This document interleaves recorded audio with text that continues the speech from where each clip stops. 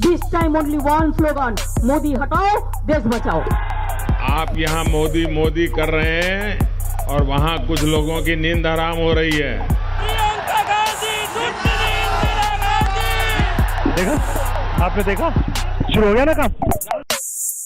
Welcome, you're listening to the election soundtrack. I'm Tamanna Inamdar. This is your daily dose of all the top election news delivered to you in a short, snappy format which gives you all the analysis you need as well.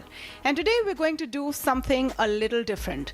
Now, those of you who heard the podcast on the day the Congress Manifesto came out would remember how we decided to get some outside help on the podcast to break down what's important in the manifesto. We're doing that with the BJP manifesto as well. That's right, the 44-page manifesto is out today. And to help me get through it is my colleague who is equally excited about politics as I am, Kaushik Vaidya. Hi Kaushik, welcome to the podcast. Hi.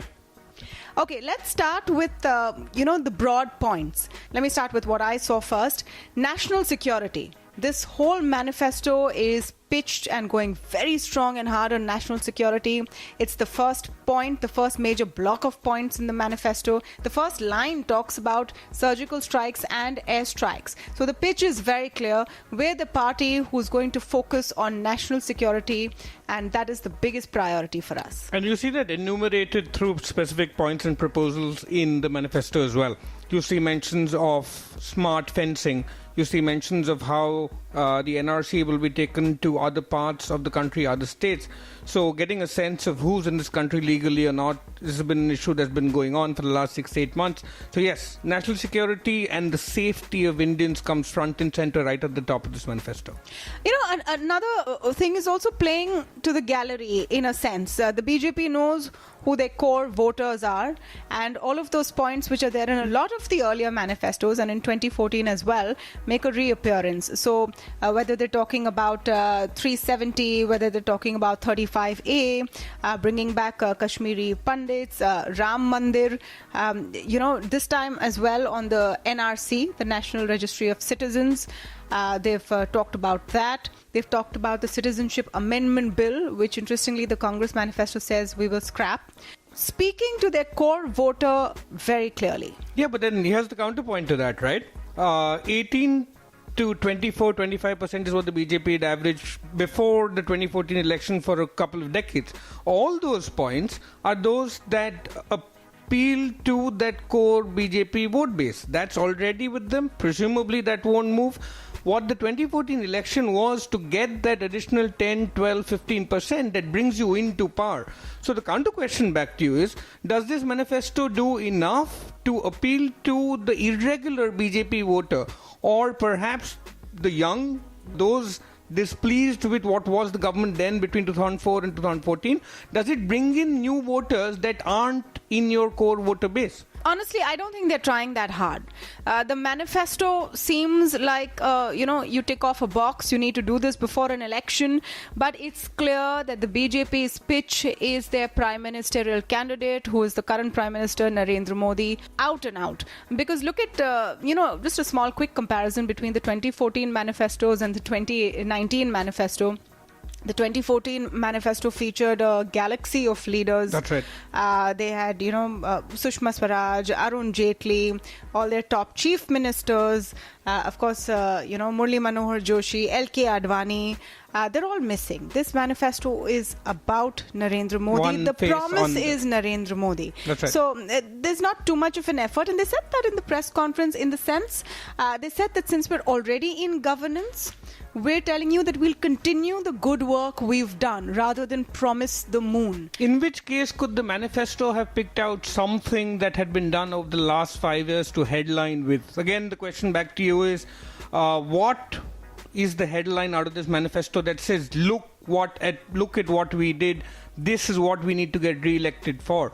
There are a number of points on not just the next 5 years, but a number of things that they've done over the last 5, but those come as bullet points. Nothing comes as you'd expect in a document, in a big box, in big text, saying this is it, this is why the last 5 years have been validated to fetch five more years.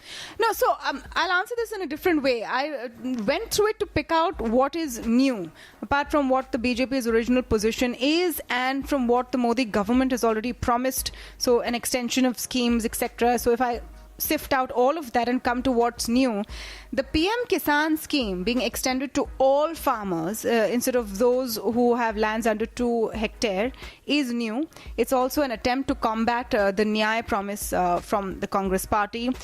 Pensions to farmers is new. Extending those pensions to shopkeepers is a new point, though there's very little detail of how exactly they're going to do that. There's literally just one line. Another key takeaway where, if you talk about governance and a bit of learning from mistakes is the idea that the Fasal Bima Yojana will no longer be compulsory for anyone. It will be voluntary.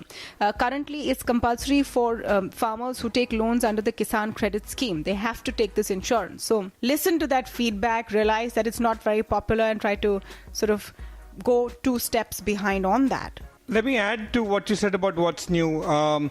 Perhaps on the record of the electrification program of the last 5 years, there is one pitch that piped water will reach every household over the next 5 years.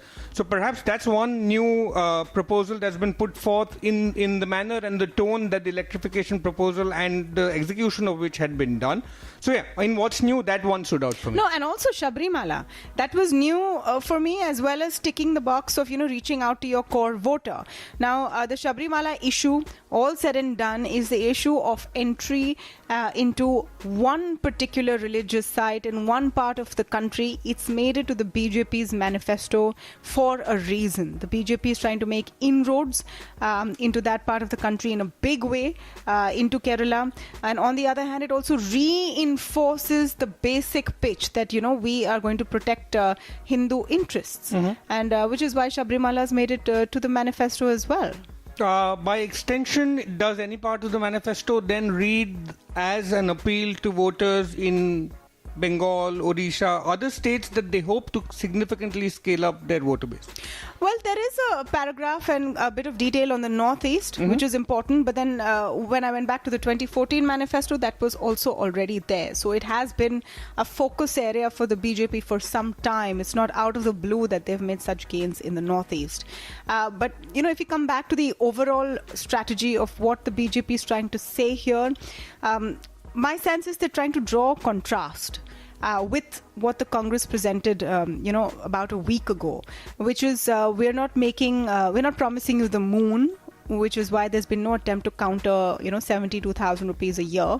They've said we'll do what we can and what is feasible and trust in us because we will look out for national security, and it's all about Modi. Okay, so here's another one, right? National security appeals to voters that have been the core base of the party that we've spoken about just a few minutes back. Any onboarding of the lessons of state assembly elections lost 3-4 months ago on issues like agrarian distress and things like that? I also ask because those, other than Rajasthan, are states, 2 of them were states right in the center of the country. So border issues may not be as touch and feel every day. Any sense that knowing certain electoral setbacks needed to be addressed and factored in when going to the whole country when making a pitch? The focus on agriculture. There is a lot of focus on agriculture, on helping farmers bring their produce to urban markets. There's a whole section on agriculture and technology. So they have focused on agriculture, but they're not letting go of the basic idea of the BJP, Kaushik, if you remember, which has always been that we will empower you, we will not hand you out doles. Yeah. So they're sticking to that. Another signature of the BJP, which has held consistent for the last 2 decades or so, is that when they speak of infrastructure, another thing I noticed was this manifesto goes into detail on every form of infrastructure. So there is the headline 100 lakh crore number. And what a number. Yeah. So again, that's probably the headline that you'll see tonight and over the next couple of days. you also have specifics on ports, airports, rail. So you have enumeration of what the BJP has traditionally done. Touch and feel infrastructure has been given its space. On the agri side, there is a similar headline number. There is a commitment to spend 25 lakh crores in farm productivity, whether that's via irrigation or other means that perhaps will be spelt out. One thing I'd look for outside this document is how the party and its surrounding will use takeaway points from this to splash on social media. I don't think they're going to bother. The No? party pitch is very clear. The manifesto is a byproduct of what you need to do before an election.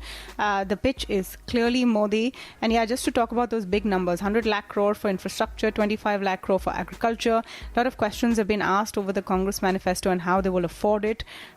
These are questions that need to be asked in this case as well. At the end of the day, though, manifestos have not really been taken seriously in every election. It's up to the voters and our listeners to actually read through all the manifestos and then make their choice. Thank you so much, Kaushik, for joining us, and thank you to all Great of to be you here. for joining us on the election soundtrack. We'll be back tomorrow. I hope you enjoyed Election Soundtrack. Election Soundtrack is also available on the IVM podcast app, where you can look at other shows that you might enjoy. Shows like The Seen and the Unseen, hosted by Amit Verma, Ganatantra, hosted by Saryu and Alok, The Pragati podcast, hosted by Pawan Srinath, Pulyabazi, hosted by Pranay Kotastane and Saurabh Chandra, and How to Citizen, hosted by Meghnad and Shreyas Manohar. Check out the IVM podcast app to get more talk content that you'll enjoy.